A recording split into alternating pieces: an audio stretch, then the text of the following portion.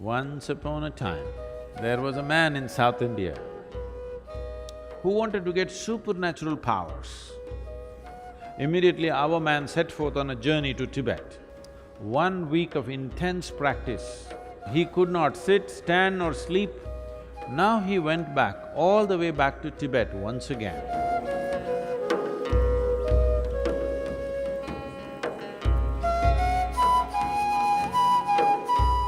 Many things in life seem to be romantic and magical. Right now, the flowers are blossoming in the jasmine plant out there.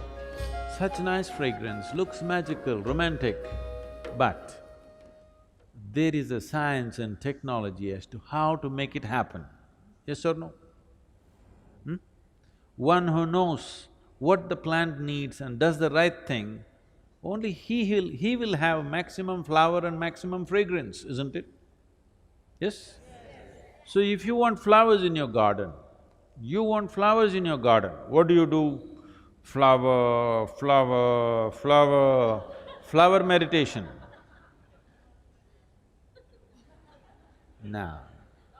No flower meditation needed. You don't even have to think of a flower. You have to think of soil, you have to think of manure, you have to think of water, you have to think of sunlight, no flowers. If you handle these things right, flowers will happen. Flower is a consequence, fragrance is a consequence, it is not something that you do. Similarly, meditation is not something that you do. If you handle the body, the mind, the emotion and the energy properly, you become meditative. If you try to meditate, you will go crazy. I must tell you one story. Once upon a time,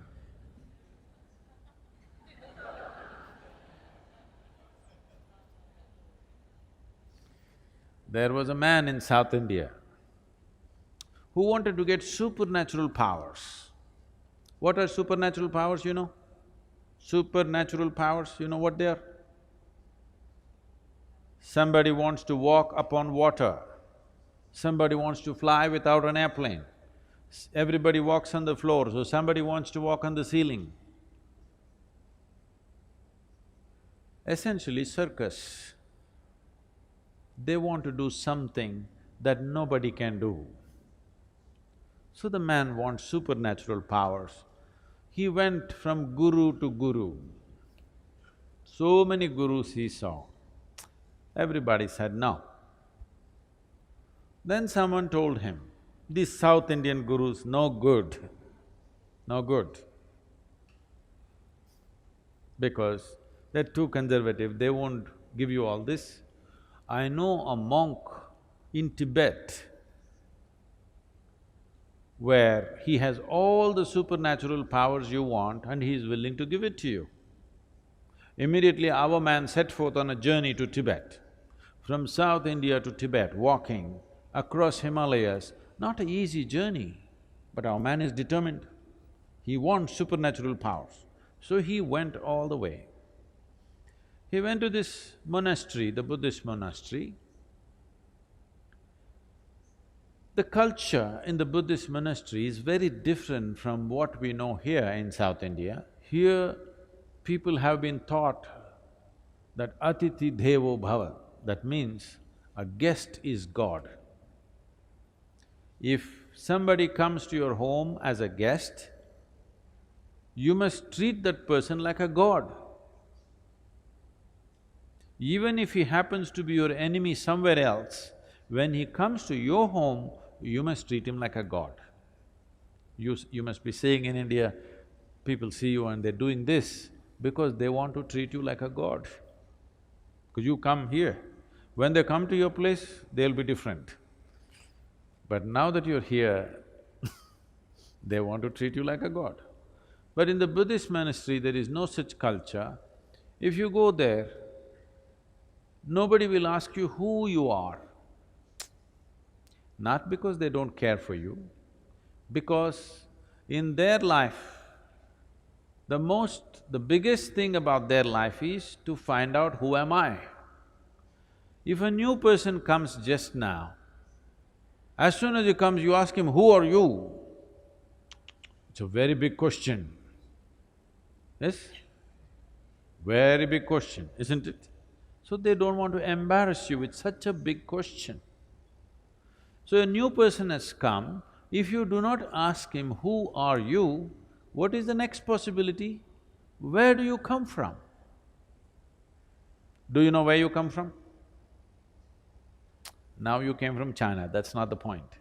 Where do you really come from, do you know? From where you came into this life, do you know? Do you know? No. Where is that? Mother. Okay, to mother's belly, where did you come? You really don't know where you came from, isn't it? So they don't want to embarrass you with that question either. A new person has arrived, you don't ask him who you are or where you come from, not much room for conversation, so they don't talk to you. Lunch means there is a bell. If you want, you can go and eat. If you don't eat, nobody will force you because fasting is an important part of Buddhist life. If you are not eating, it is greatly respected, nobody will come and say, come and eat, because they think you're fasting. This is a strange situation for this man from South India. Because in South India, you must know this, if you go to somebody's home, it doesn't matter at which time of the day you go, you must eat. You tell them, no, no, no, I just had my dinner and came. It doesn't matter, you come to my home, you must eat. Because this is hospitality. This is a sure way to the hospital. Nobody asked him who you are, where you come and eat, nothing. He just hung around. When hunger overtook him, he went and ate and just hung around. 1 day, 2 days, 3 days, 3 weeks passed away. Nobody spoke to him. After 3 weeks, the old monk who was there called him. He knows why this man has come. He said, what will you do with supernatural powers? What will you do walking upon water? After 3 days, a boat will be better, you know. I will teach you the way of meditation. With this you can live a fruitful life. Our man said, no, no, no, no, I don't want your meditation. You think to learn meditation I have to come to Tibet? In India, we know every kind of meditation. Don't you forget, Gautama, the Buddha is an export from India.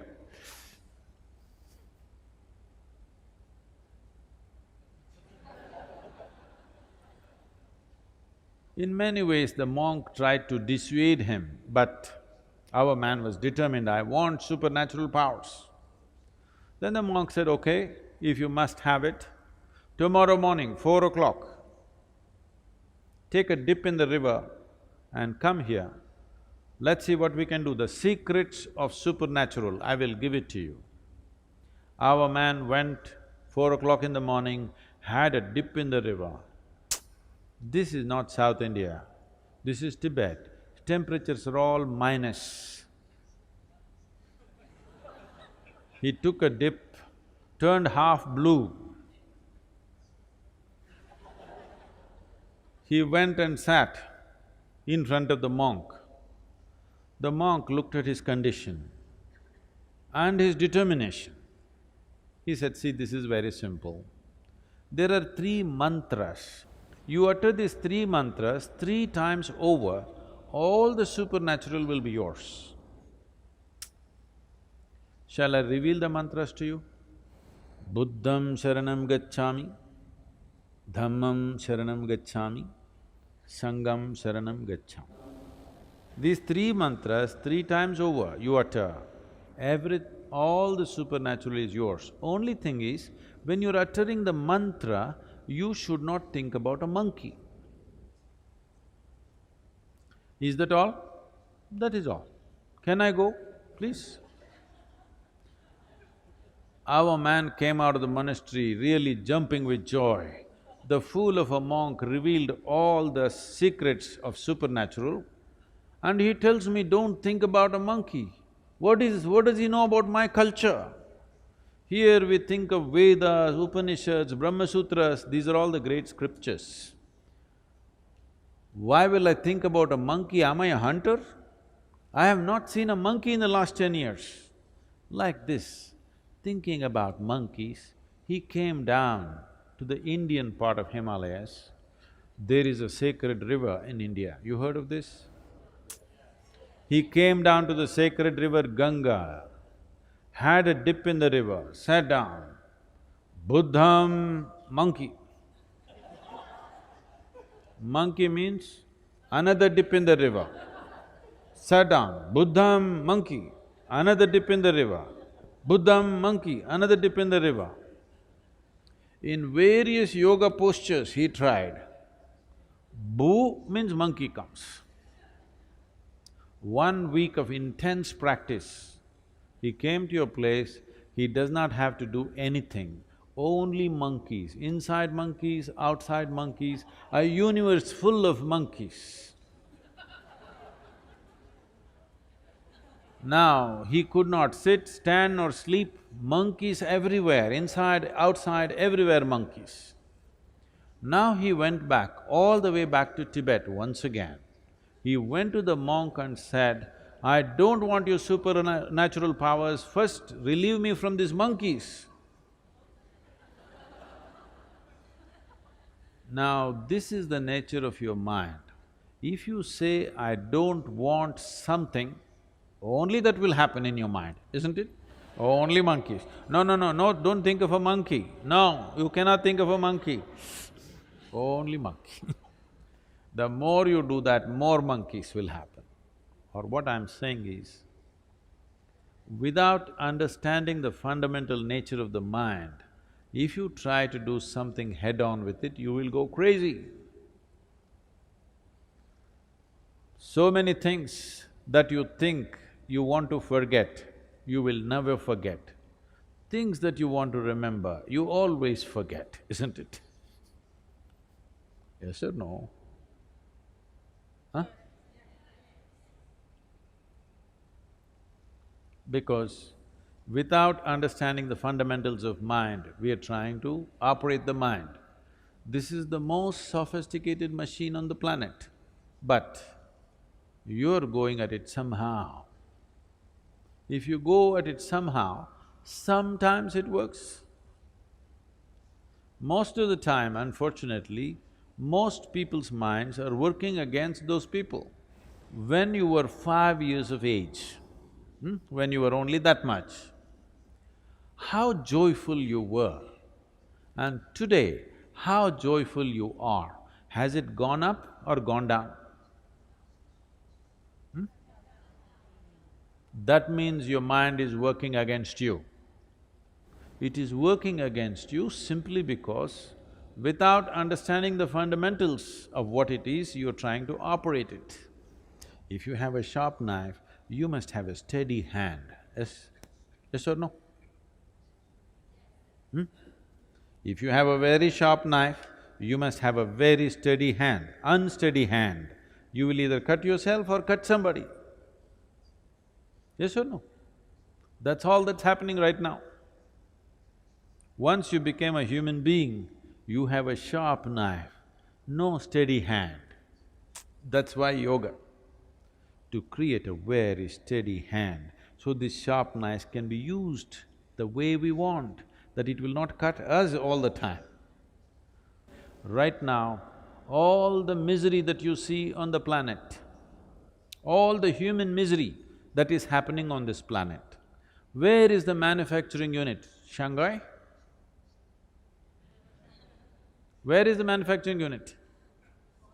In your mind. Every kind of misery is manufactured only here. This should be manufacturing bliss for you, ecstasy for you, but it's manufacturing misery because there's no stable platform, it's all over the place. Once this mind begins to work for you, Once you are blissful by your own nature, there is no fear of suffering. Once you become like this within yourself, that your mind takes instructions from you, whatever happens, I will keep this blissful, this will become magic. This will become a fantastic instrument of well-being. Now you would like to explore the full depth and dimension of this life.